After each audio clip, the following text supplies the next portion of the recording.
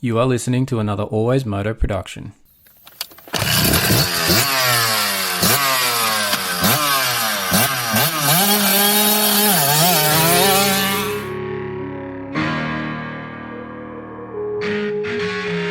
The AlwaysMoto podcast with your host, David Hogan. We talk moto events from around the world. All the injuries, all the training ins and outs, the bikes, parts and gear inspections. The results. We interview your favourite riders. It's the AlwaysMoto podcast. We occasionally have some coarse language and the odd stuff up along the way. If you don't like it or you don't agree with us, turn it off right now. I'd like to remind you that he is not a doctor.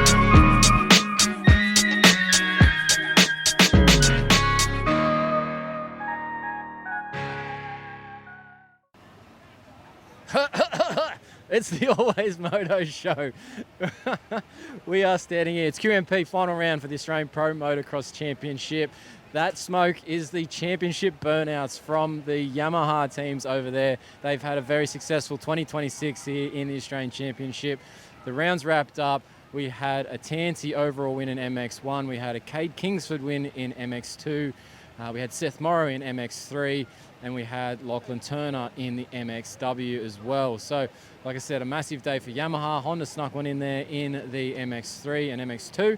But championship-wise, it's obviously Jed Beaton wrapping it up in the MX1 from the round before. MX2, it went to Alex Larwood. He got it done. He got a little bit of a shaky start there in Moto 1. Gave a little sniff to Cade Kingsford. But he got it done, Alex Larwood. In the MX3, it was Hayden Draper wrapping it up. That season that he put together was all done there. The 6 moto streak for Seth Morrow got things close and tight there, but there was enough points in it that Hayden Draper got it done at the end of Moto 1. Just seeing Alex Larwood coming over to join the party for the burnouts by the looks of it. So there's going to be some more noise in the background here of this championship party as they get nuts here. So... where was I? So look, we got some post-race interviews that we're going to bring to you. There's only a couple of them here. Obviously, there's a bit of a party going on in terms of this championship wrap-up. Everyone's looking ahead to Supercross here in a few weeks for the Australian Supercross Championship. It'll kick off over there in Queensland round in Townsville. So that'll be here in a few weeks' time in October. So we're looking forward to head to that. But check out these interviews. Thanks for the supporters of the AlwaysMoto show, Technic Motorsport, Duramoose, Yamaha Motor Australia. We're standing under the Yamaha, one of the Yamaha things here. You can see some of the older bikes just off the sides of me as they get wild again with another burnout over there in the background. That's pretty cool. They're obviously enjoying it. The phones are out from all the crowd. They're going nuts over there. So yeah, Yamaha Motor Australia, Barkbuster handguards, Funnel Web filters, Tech 167 3D printing for this show support. As always, we're going to head to our interviews. Hope you enjoy them. Subscribe to the YouTube channel. Join the community to support the channel. Buy one of our t-shirts, info@alwaysmoto.com. That's it. Let's head to the interviews.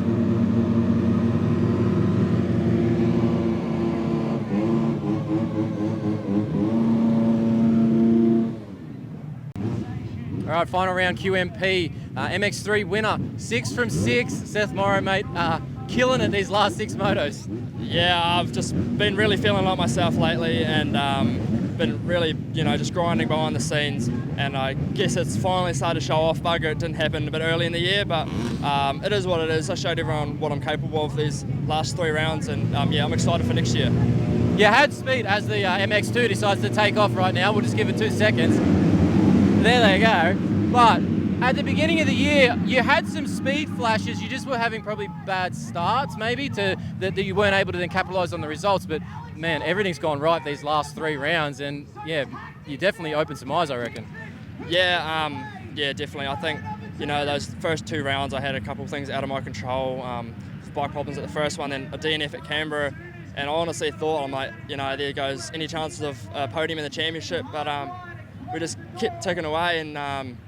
these last 3 rounds, I just kind of mentally just came in with a different approach and, told myself that I could do it. And once I got that first race win, I just kind of think, I just kind of took a bit of weight off my shoulders and, it was all up from there. Freed you up, right? Like, it's usually what happens. The weight comes off, away you go. But I guess,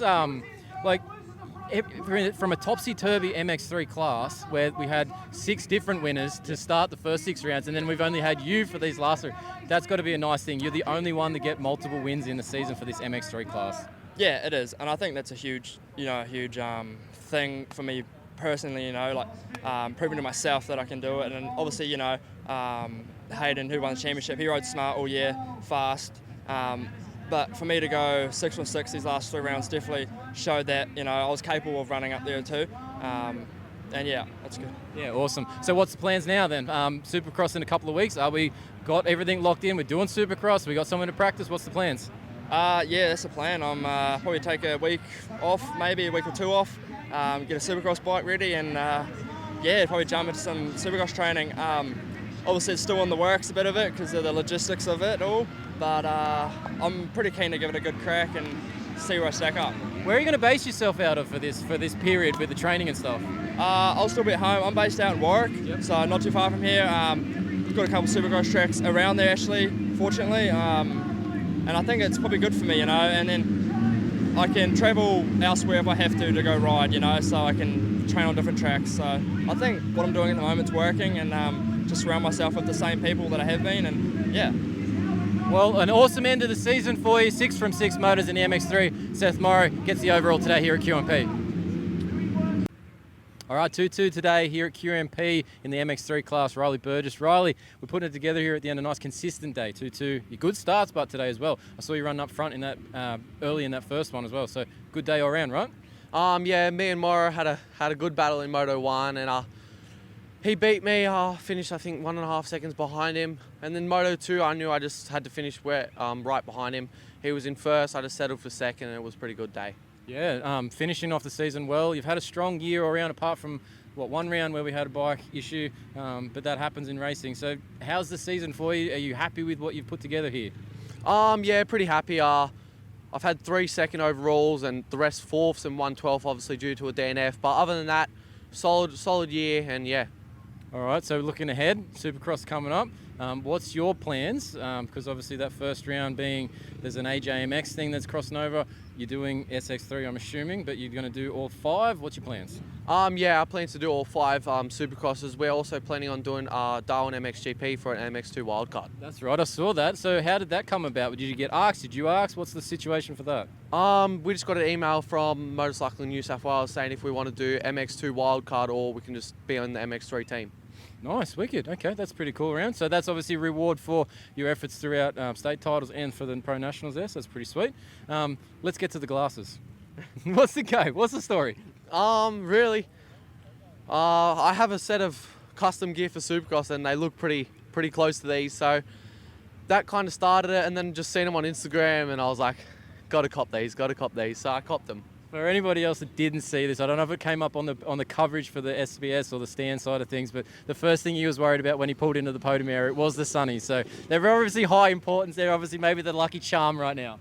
Yeah, they're definitely like, I don't know. I haven't seen many people do it, and it's just cool to do something different. Are we going to run them on the podium at Supercross in the night when it's like into the evening soon? Or what's the story here? We're going to have to, give you crap for that too? We'll have to see. We'll see when time comes. All right. Well, awesome season for you. Well done today on the 2nd overall in MX3.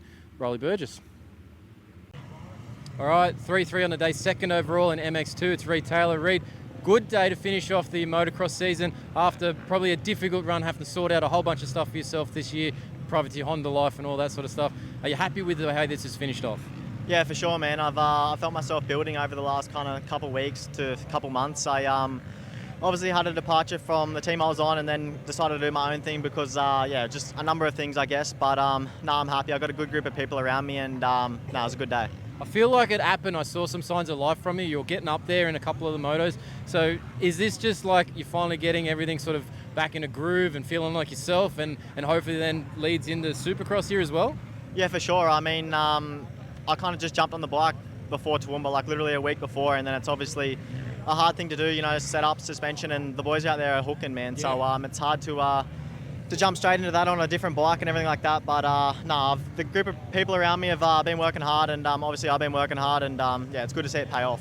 So is there plans for Supercross? Do you know anything yet, or have you got to work all this out because you're doing this all on your own back at this point? Oh, there's a few things up in the air, but I haven't really. I kind of just was like get through these last two and then decide from there, I guess. Get on the phone and go to work, sort of thing. Yeah, pretty much. Yeah. Well, good. Well done. Congrats on the result. Hopefully it shows what you're capable of and maybe turn some eyes back your way for next year and future rides. So Reid Taylor, second overall, MX2. All right, we're wrapping up QMP this afternoon, the final round of the Australian Pro Motocross Championship. We're here with the MX1 top privateer, Luke Zielinksi. Luke, pretty good finish to the season, but I think the privateer award, being top privateer, is a pretty fair achievement for yourself, mate. Yeah, definitely. Been top privateer since round one in the championship, so it's been good. There's been a few tough rounds, but also a lot of really good rides. So pretty happy with the season, happy to actually get through a full season without being injured. So after not riding last year, so yeah, I'm pretty happy. It shows what consistency and building on the year does by not getting injured and being able to turn up to round after round after round, and then what that's going to do for you going further forward here in the next couple of weeks of Supercross. I think that's a good thing, right? Yeah, definitely. So this was a big building year for me. My goal was to be top 10 every weekend if I can. Obviously, I didn't know where I stack up after not racing, but as a building year, get through every round uninjured, and then hopefully build on that next year. Your dad's still into you about your start techniques and your starts ability. What's going on? Yeah, I don't know. First race today, I just wheel spun a lot on the gate and it was terrible. Second, the last moto then was probably the best start I've ever had. So, and for reference, that was fourth into the corner. Apparently, we just heard. So. Yeah, so it's just I know I can get a good start. I just did it then, but it's just a matter of putting all the little pieces that put a good start together in place. Well, you're on privateer bike, and your dad was telling us, and you told us before on the podcast that like it's one you've bought and had for a while now, and it's not like it's exactly the freshest, fastest bike going around. So you're doing things on equipment that is what you can come up with at this point, right? So you're doing a fantastic job. Obviously, we might have some more stuff coming here for Supercross, I'm hearing. Yeah, so the program I run this year was definitely on a tight budget and some second-hand equipment. Yep. But I'm putting a program together for Supercross at the moment, and it looks like I'm gaining a little bit more support, which is good to finally sort of move up a step. Yep. So yeah, hopefully everything works and we can put a decent program together. So when do you start getting all that Supercross sort of stuff, training and stuff? Are you taking a break? Are you going straight to it? What's your focus here in the next couple of weeks? Look, honestly, I'm probably going to have 2 weeks off. To be dead honest, I'm freaking rooted after running. Tired? After just running the whole program on my own, organising everything on my own, funding everything on my own.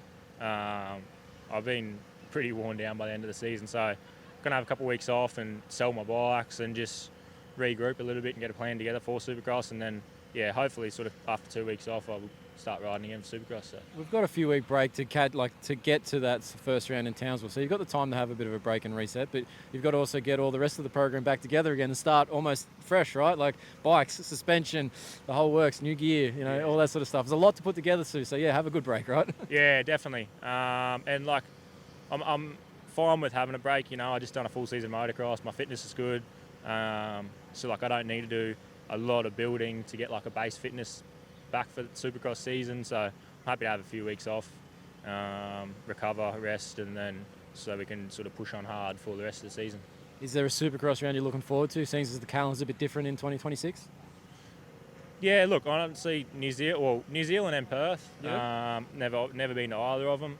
I'm really looking forward to going to New Zealand, even though I personally sort of disagree with the round being so hard, but look, I think it'll be a really cool experience, and even Perth, I've always wanted to go over to WA to do some riding, so I reckon that'll be awesome as well. Yeah, nice. Well, we got the top privateer here, MX1, Luke Zielinksi. Awesome season for him. We'll see him again in Supercross in a couple of weeks' time.